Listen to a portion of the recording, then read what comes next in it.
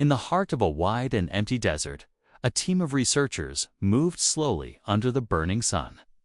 Sand stretched in every direction like an endless golden sea. The wind blew in soft waves, covering old footprints almost as soon as they appeared. For most people, the desert looked dead. But for Dr. Elias Warren, it felt alive. He believed the sand was hiding something old, something important, something the world had forgotten. He was not alone. A small team worked with him. There was Lena, a careful historian who noticed details others missed. There was Omar, a local guide who knew the desert better than any map. And there was Carter, a young technician who carried scanning tools and never stopped asking questions.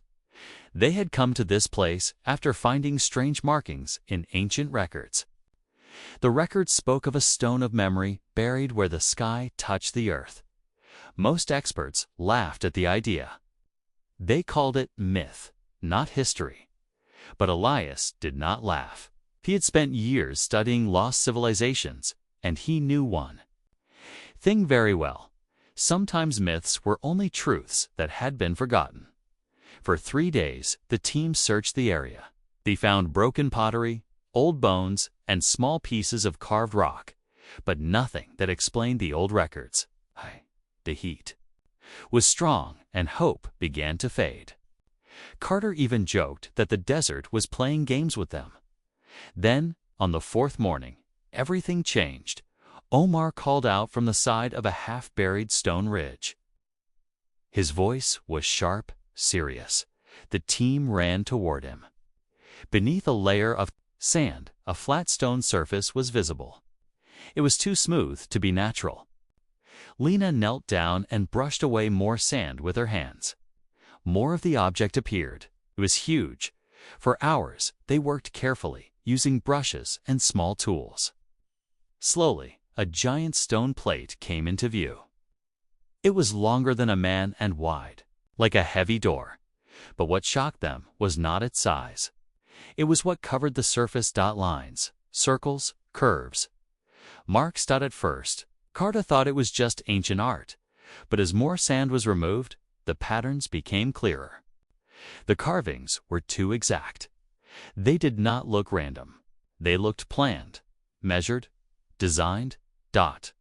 Elias stared at the stone in silence. "It's a map," he said at last.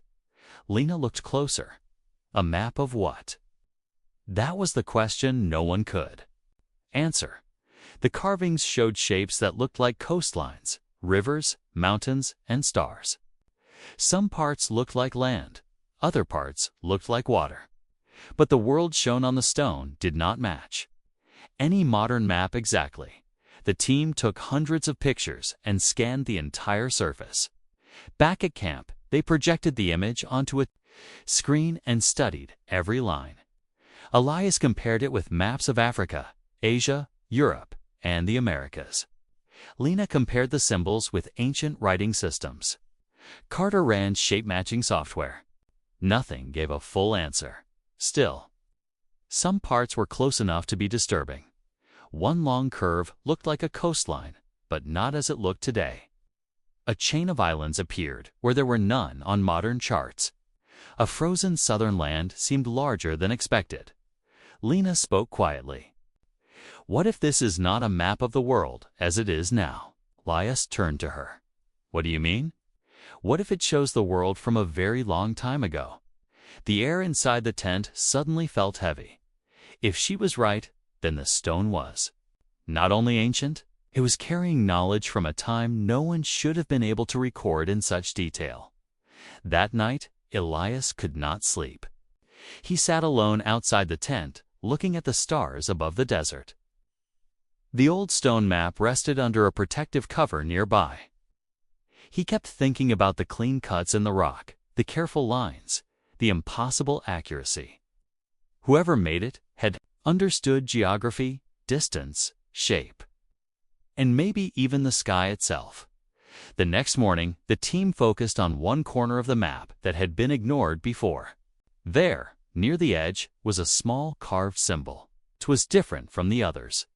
It looked like a mountain with a dark opening in the center. Omar frowned when he saw it. "I have seen this before." Everyone looked at him. "In the northern cliffs," he said. "There is an old mark on the rocks. Very old. Same shape." Carter straightened up. "You think it points to a real place?" Omar nodded slowly. "Maybe." Elias felt a chill run through him, even under the desert sun. If the symbol was a location marker, then the map was not only showing the past, it was guiding them somewhere. Lena touched the edge of the stone carefully. "This was meant to be found," she whispered. No one answered, because deep inside, they all felt the same thing. This was only the beginning. By sunset, they packed their tools and supplies. The desert had given them a mystery, but the map had given them a direction. Far beyond the dunes, beyond the dry plains, stood a line of mountains dark against the evening sky. And somewhere in those mountains, the stone was telling the truth. There was something waiting in the dark, something hidden for thousands of years, something no one was meant to understand too easily. The mountains rose like dark giants beyond the desert, silent and cold under the pale morning sky. After 2 days of hard travel, Dr. Elias Warren and his team finally reached the place marked on the stone map. The air felt different here. The hot wind of the desert was gone. In its place came a dry, sharp cold that moved between the rocks. Like a warning, Omar stood at the front, studying the cliff wall. "This is the place," he said in a low voice. At first, Elias saw nothing unusual. The mountain looked like every other dead wall of stone around them. But then Lena pointed to a faded mark near the base of the cliff. Half hidden by dust and time, it matched the symbol carved on the map, a mountain shape with a dark opening at its center. Carter stepped closer and brushed away loose dirt. "There's something here," he said. The team worked in silence. They pulled away stones, sand and broken rock from the base of the cliff. Slowly, a narrow entrance began to appear. It had been sealed by nature for ages, but the shape was not natural. Someone had closed it long ago. Elias felt his heartbeat rise. This was no random cave. The map had led them here for a reason. After hours of clearing the entrance, they opened a space just large enough to enter one by one. A breath of cold air came from inside, carrying the smell of dust, stone, and something older than memory. Omar lit a lantern. Carter switched on his headlamp. Elias went first. The passage was narrow at the start, forcing them to move carefully. The walls were rough, but not entirely natural. In some places, the stone had been cut smooth. The deeper they went, the quieter the world became. No wind, no birds. No sound except their footsteps and the faint echo of breath. Then the tunnel opened. The team stepped into a wide chamber and froze. The cave was huge, far larger than anything they expected. Massive stone pillars stood in a circle, rising from the floor to the ceiling like silent guardians. Thin white lines ran through the rock, glowing softly in the darkness. At first, Carter thought it was some kind of trick, but Lena knelt near the wall and touched the surface. "Minerals," she whispered. "Natural light reflection. But I've never seen it like this." The chamber seemed alive with a cold silver glow. Strange symbols covered the walls. Spirals, stars, circles inside circles, and figures of human shapes with raised arms facing the sky. Elias moved slowly, looking at every carving. "This is older than the desert map style," he said. "Much older." Lena studied one pillar. "Closely, these are not decoration marks," she said. "They tell something." Carter turned his light toward the ceiling and let out a short breath. Above them was a carved sky, stars placed across the stone roof with careful detail. Lines connected some of them in patterns. "It's a star chart," he said. Elias looked up in silence. The cave was not built as a shelter. It was built. As a record, as they moved from pillar to pillar, the carvings became stranger. One showed the sun at the center with circles around it. Another showed the moon crossing in front of a bright star. On the third pillar, human figures stood beside tall towers that looked too advanced for any known ancient culture. Lena's face grew tense. These people understood the heavens. More than understood, Elias replied. They tracked. Them? At the base of the tallest pillar, Carter found a row of carved points shaped like a pattern. He scanned it with his tablet and compared it to modern astronomical charts. A few seconds later, his expression changed. This can't be right. What is it? Elias asked. Carter looked up slowly. This star pattern matches a deep space formation discovered by modern telescopes. No one spoke. Lena shook her head. That is impossible. But the pattern was there. Clear, exact. Ancient people should not have known it existed. The silence in the chamber became heavier. For the first time, the team was no longer only excited. They were uneasy. This place was proving something none of them were ready to explain. As they explored deeper into the cave, Omar stopped near the last pillar. He crouched down and touched. The ground, the dust is thinner here, he said. Elias joined him. The floor looked solid, but faint lines shaped a square near the center. A hidden seam. Carter smiled nervously. A door under the floor. Together they cleared the dust and pushed against the stone. At first, nothing happened. Then, with a deep grinding sound, part of the floor shifted. A cold draft rose from below. Beneath the chamber was a hidden room. Their lights reached down into darkness, touching the edge of stone steps that disappeared below. Elias felt both fear and wonder pull at him at the same time. Whoever built this place had hidden something under the pillars, something they did not want the world to find too easily. Under the burning sun, where wind moved across empty land and dust settled into every crack, massive stones stood in silent rows like the remains of a forgotten giant. They had been there for centuries, maybe longer, watching storms come and go, watching empires rise and disappear. Too many visitors, they were only old ruins, heavy blocks stacked by ancient hands. But the longer experts studied them, the harder it became to explain how they were ever built. Each stone was enormous. Some were so large that moving them even with modern machines would be difficult. Yet ancient builders had not only moved them, they had lifted them, shaped them, and placed them with shocking precision. Many of the stones fit together so perfectly that even after thousands of years, a knife blade could not slide between them. There was no cement holding them in place, no metal bars, no clear sign of advanced tools. Just stone against stone, cut so well that the walls seemed almost alive. That was where the mystery began. Historians had ideas, of course. They said ancient workers used ropes, ramps, wooden rollers, and simple tools. Maybe they did, but for many engineers, those answers never felt complete. The weight of the stones, the angle of their placement, and the perfect cuts raised a serious question. How had people with limited technology achieved something that still impressed modern builders? One researcher stood before a wall of giant stone blocks and ran his hand across the surface.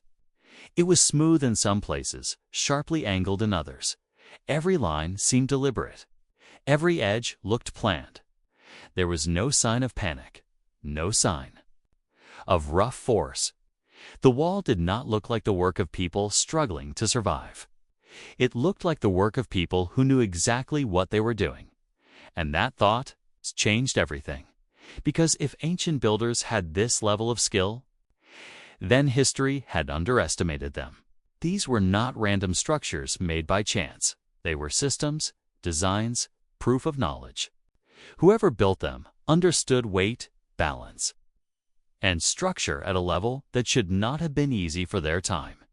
The more sites experts found around the world, the stranger the pattern became. In different countries far from each other, different civilizations had built with the same shocking confidence. Some raised giant walls. Some shaped mountain stones to fit like puzzle pieces. Some placed blocks so huge that modern people could hardly believe human hands had moved them. There were no clear answers. Some said the builders had worked for generations, passing down secrets that were later lost. Others believed they used methods modern people no longer understood. A few suggested that history itself was incomplete, and that the ancient world once held engineering, knowledge that disappeared long before written records could preserve it.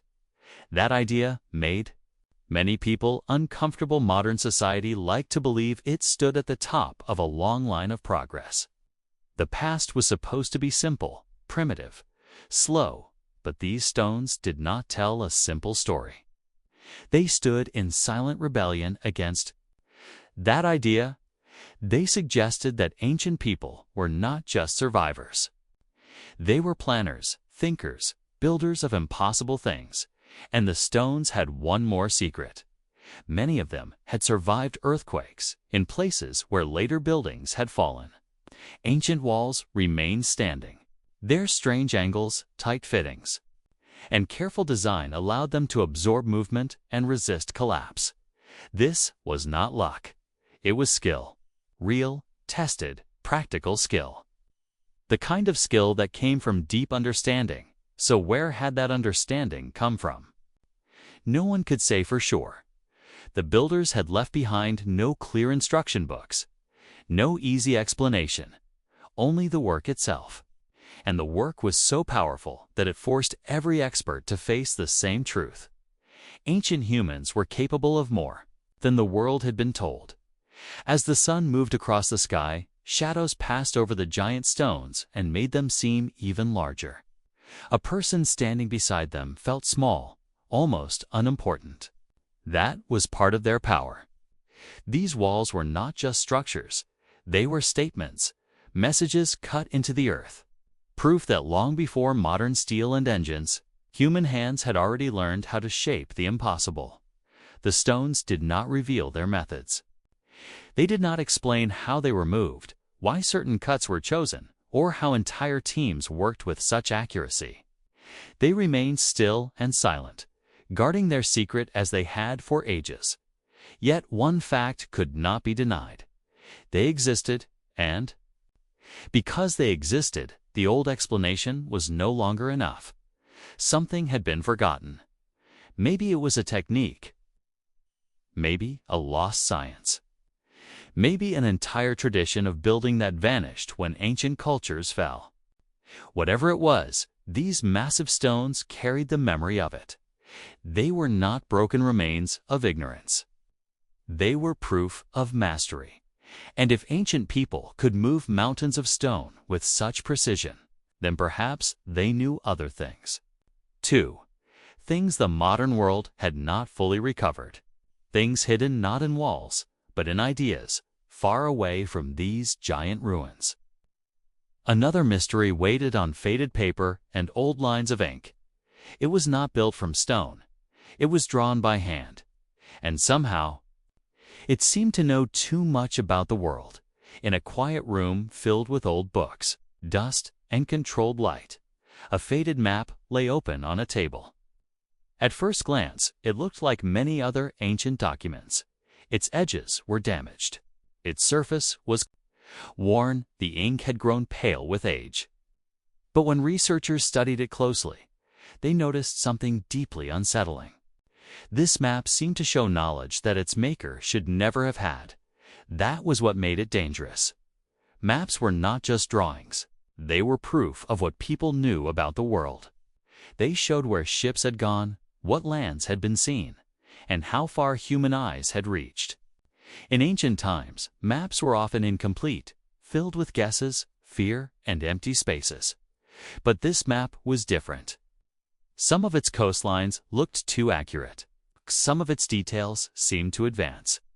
It was as if the hand that drew it had seen places that official history said were still unknown.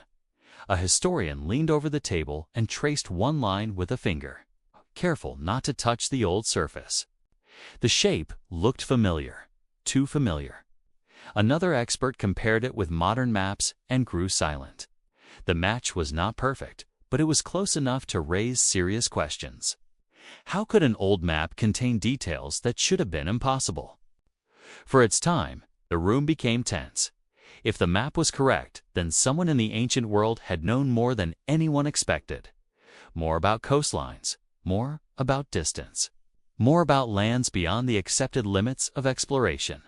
That possibility was hard to ignore, and once the question had been asked, it would not go away.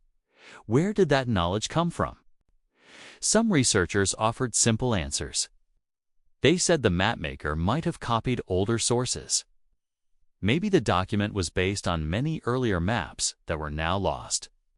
Maybe sailors had traveled farther than historians once believed, sharing information across generations until one skilled hand brought it together.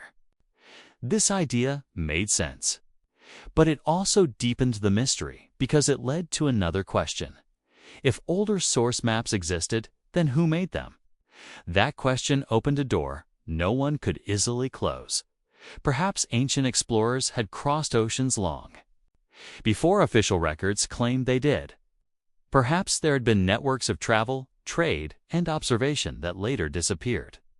Perhaps civilizations once shared knowledge on a scale modern people had failed to imagine. The map suggested all of these possibilities without confirming any of them.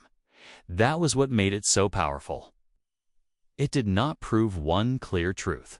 It only revealed that the old truth might be incomplete, and there was something else. The map did not feel like guesswork. Its lines had confidence. Its design showed purpose. Whoever made it was not drawing random shapes to fill empty space. He was trying to represent a world he believed was real. That confidence could not be ignored. It meant the map came from knowledge, not fantasy. For many experts, this was one of the most troubling parts of the mystery. Ancient documents often mixed truth with imagination. Sea monsters, unknown lands, legends. But this map stood too close to reality. It seemed to reach beyond the limits of its time and touch something precise. Something observed. It was almost as if the ancient world had looked farther than the modern world had been willing to believe as studies continued. Arguments grew stronger. Some experts warned people not to exaggerate. They said humans often saw patterns where they wanted to see them. They said small similarities did not prove impossible knowledge. Others disagreed. They pointed to the details, the alignments, and the strange accuracy of certain shapes. They believed the map deserved more respect, more attention.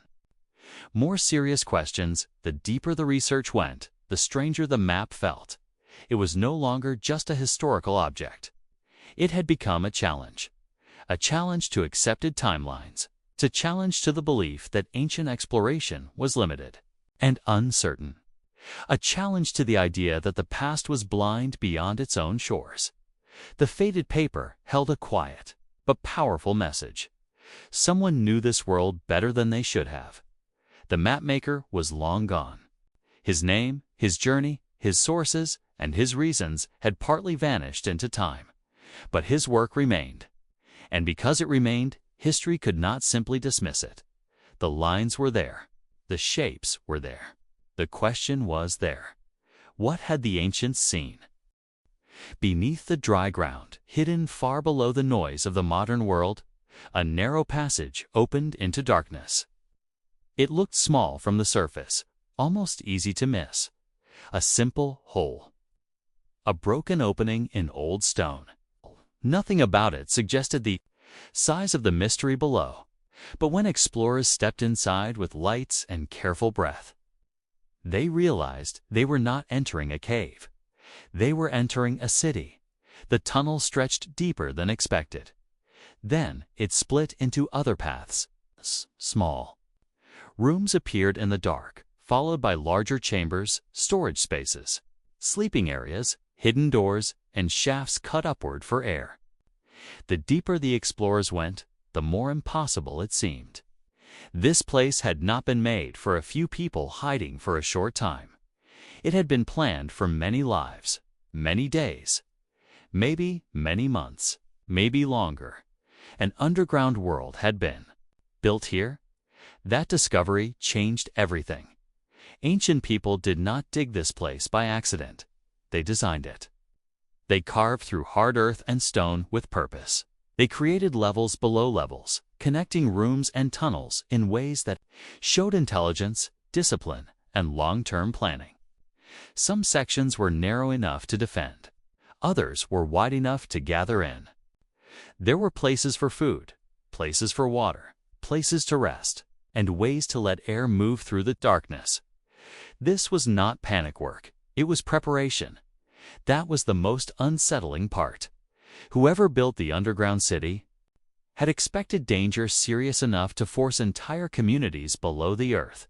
They had not made a shelter. They had made a hidden world. A world where people could survive out of sight. The question came quickly and stayed in every mind. What were they hiding from? Historians offered several answers. Perhaps enemies attacked the land above, and people escaped underground to survive war. Perhaps harsh weather or natural disasters made the surface too dangerous. Perhaps raiders moved through the region so often that living below the earth became a form of protection. These explanations were possible. Some even made sense. But none of them fully removed the mystery, because the city felt too complete. Its design suggested not just fear, but experience. The builders seemed to know what people would need if they had to stay hidden for long periods. They thought about air, food, movement, safety, and defense. They created heavy stone doors that could seal passages. They built narrow tunnels where only one person could pass at a time. Every part of the city suggested that danger was not imagined. It was expected.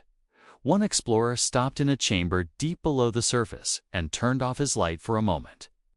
Instantly, the darkness became total. It pressed in from every side.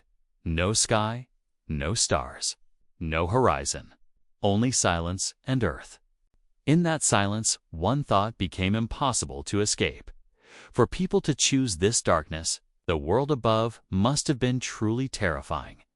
That was what gave the underground city its power. It was not simply old, it was emotional, human. It carried the silent memory of fear. Children may have slept there. Families may have waited in those rooms, listening for sounds from above. People may have lived in that hidden place not for adventure, but because they believed it was the only way to stay alive and still. There were no complete answers. No one knew exactly who built the city first. No one could say how many times it had been used.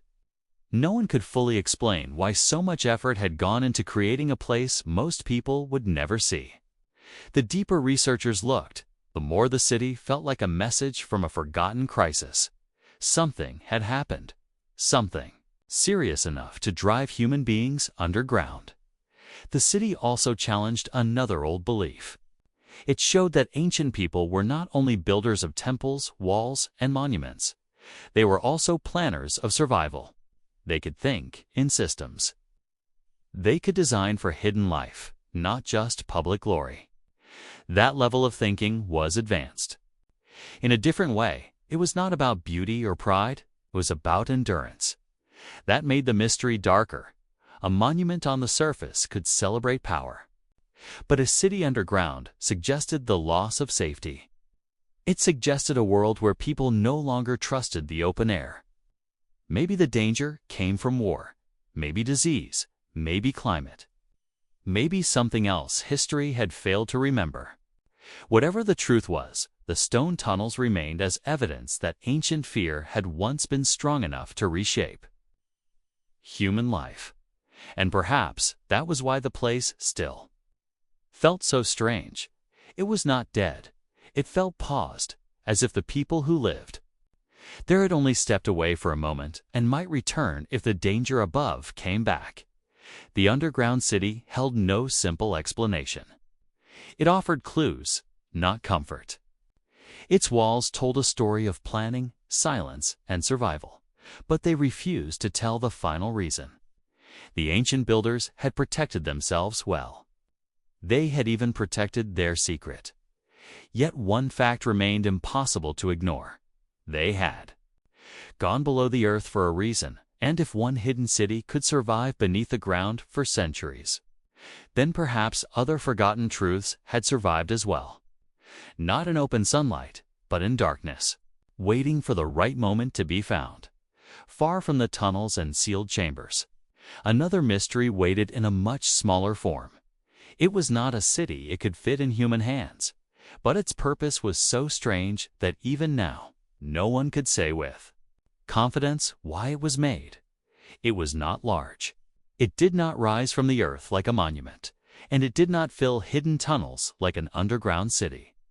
In fact, when it was first found, many people almost ignored it. It looked like a small object lost among more impressive discoveries. A strange relic, worn by age, covered in dirt, quiet, and easy to overlook. But the longer experts studied it, the stranger it became, because no one could clearly explain what it was for. The relic had been shaped by careful hands. That much was obvious. Its surface showed patterns that were too precise to be random. Lines crossed in measured ways. Small marks seemed placed with intent. Some parts looked practical, as if the object had once been used for a specific task. Other parts looked symbolic, almost ceremonial, as if meaning mattered more than function. It seemed to belong to two worlds at the same time. That was the problem. If it had been only a tool, experts could compare it with known objects. If it had been only decoration, they could place it among art or ritual items. But it sat in an uncomfortable space between those ideas. It felt designed for something important, yet that purpose had disappeared so completely that modern researchers could only guess. One archaeologist held the relic under a bright lamp and slowly turned it in his fingers.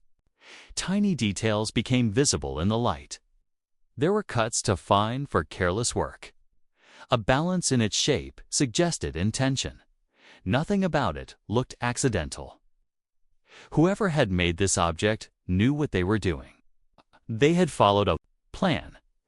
They had wanted this object to be exactly this way. But why? That question followed the relic everywhere. Some believed it had been used in a lost ceremony, part of a ritual now forgotten.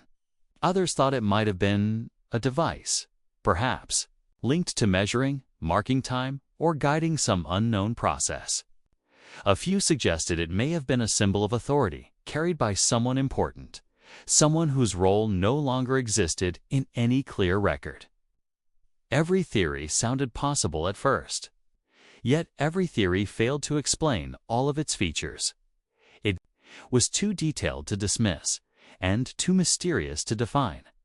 That gave the relic a different kind of power than the giant stones or the hidden city. Those discoveries were overwhelming because of their size. This one was unsettling because of its closeness. A person could hold it in a hand. They could feel its weight. They could imagine the ancient maker shaping it, using it, protecting it. It felt personal, almost intimate, and that made the lack of answers even more haunting. Someone had made this for a reason, and that reason was gone. The silence around the relic seemed deeper than the object itself. No written text clearly described it. No image from the past clearly showed it in use. It had survived time, but not context. It remained real while its meaning had disappeared. That was what made it such a perfect mystery. It proved that survival alone was not enough. An object could remain for thousands of years and still lose the truth of what it once meant. Researchers examined its material, shape, and signs of wear. They searched for marks left by repeated use. They compared it to objects from nearby sites and distant cultures. Sometimes they found small similarities, but never enough to give a final answer. The relic always pulled away from certainty, refused to fit neatly into any category. And perhaps that was the point. Perhaps the ancient world had contained kinds of knowledge, practice, and daily life that modern people no longer had the language to describe. Maybe this relic belonged to one of those lost spaces. Not impossible, not magical, just forgotten so completely that its purpose now looked strange. That idea disturbed many experts more than any. Wild theory, because it suggested that human history had not only lost objects, it had lost understanding. The relic sat in museum drawers and research rooms as if waiting for someone to remember what it already knew. It did not look broken in the ordinary sense. It looked complete, whole, finished. The broken part was not in the object. The broken part was in history. That thought stayed with those who studied it. The past was not only full of missing pieces. Sometimes the piece was there, clear and solid, while the human ability to explain it had vanished. In that way, the relic became more than an object. It became evidence of how much could be lost even when something survived. A tool without a name, a symbol without a story, a design without a clear purpose, yet still made by human hands. For human reasons, that truth made the relic feel very close and very far at the same time. Close because someone once held it just as a modern researcher did. Far because the world that gave it meaning had disappeared beyond reach. And if such a small object could carry such a large silence, then what about the final discovery? What if the last mystery did not stand alone at all? What if the machine, the giant stones, the ancient map, the underground city, and this unknown relic were not separate puzzles, but fragments of one much older truth? That final clue was waiting, not as a simple object and not as a single ruin, but as a sign that the ancient world may have been trying to say. One thing all along, history was not missing by accident, and what came next would make that possibility impossible to ignore. By the time experts reached the final discovery, the pattern was impossible to ignore. A machine too advanced for its age. Stones shaped with lost precision. A map that seemed to know more than it should. A hidden city built for survival. A relic with no clear purpose. Each mystery had stood alone at first, separated by distance, culture, and time. But when they were placed side by side, they no longer looked like isolated accidents. They looked connected, not in a simple way. Not as pieces from the same city or the same ruler. Their connection was deeper than that. All of them pointed toward one unsettling idea. The ancient world may have known more than modern history was willing to accept. And the final discovery gave that idea its most powerful form. It was found in the remains of an old chamber, sealed for ages beneath layers of stone and earth. The entrance had been hidden so well that no one expected anything important behind it. But when researchers finally opened the chamber, they stepped into a place that felt less like a tomb and more like a message. Symbols covered the walls. At first, the markings looked familiar, like the usual writing and carvings seen in many ancient sites, but as the team studied them, strange details began to stand out. The symbols were not random decoration. They followed patterns. Repeated forms appeared in careful order. Certain shapes matched sky movements known from other ancient records. Others seemed to mark cycles, time periods, or events. It was as if the walls had been made to preserve knowledge, not just memory. One researcher stood still in front of the largest carving and felt a quiet chill. This was no ordinary display of religion or power. It felt deliberate in a different way, almost like instruction, almost like warning. That was what made the chamber so unforgettable. The symbols seemed to speak of change, destruction, and return. Not with one clear sentence, but through repeated signs that suggested the same message again and again. Something had happened before. Something powerful. Something that ancient people had wanted to remember long after they were gone. And somehow, they believed the warning mattered enough to bury it where time itself could not easily erase it. The team documented every mark, every wall, every small carved line. Historians translated what they could. Scientists compared patterns with star records, seasonal cycles, and older myths from distant lands. The more they searched, the more one idea kept returning. This chamber might be telling the story of a lost age. Not a myth in the simple sense. Not just a tale told around firelight. But a memory of collapse. A memory that something once existed, reached a high level of knowledge or order, and then fell. What survived was not the full truth, only fragments, symbols, objects, ruins, hints, left behind by those who knew that their world was ending or changing beyond repair. If that was true, then the earlier discoveries became something else entirely. The machine was not just a strange invention. It was a surviving piece of lost knowledge. The giant stones were not just great buildings. They were proof of forgotten mastery. The map was not only unusual, it was a memory of a wider world once known. The underground city was not just a shelter, it was evidence that ancient people had prepared for disaster. The relic was not simply mysterious. It was a remnant of a system modern people no longer understood, and the chamber brought them all together. It did not solve every mystery. In fact, it solved almost nothing in a direct way, but it changed the shape of the questions. Instead of asking, how could this one object exist? Experts began asking, what kind of world would make all of these things possible? That was a far more dangerous question, because once people asked it, they had to face a difficult possibility. History might not be a straight road from darkness to knowledge. It might be a broken path, with missing ages, lost skills, and forgotten warnings buried under centuries of assumption. Human beings may have risen higher before, in some ways, learned things, built things, and then lost them in disasters so complete that only fragments remained. The chamber seemed to whisper that, truth from the walls. Remember, not everything ancient was primitive, not everything lost was simple. Not everything buried was meant to stay forgotten. For the researchers, that was the true weight of the discovery. It was not only about the past, it was also about the present. If ancient people had once faced collapse, hidden knowledge, and built to survive what was coming, then their story was not distant at all. It was human. Familiar in a way no one wanted to admit. The chamber did not reveal names with certainty.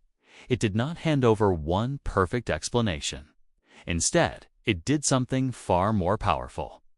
It forced the modern world to look at the ancient world with respect, caution, and doubt. Maybe the past had been trying to speak all along. Maybe these discoveries were not random mysteries scattered across history. Maybe they were messages, pieces of one old truth, broken apart by time but never fully destroyed. And perhaps the greatest mystery was not whether ancient people knew more than expected. Perhaps the greatest mystery was how much they tried to save before everything changed. 7. Discoveries. 7 warnings, 7 reminders that the past was never silent. It was only waiting for someone to listen.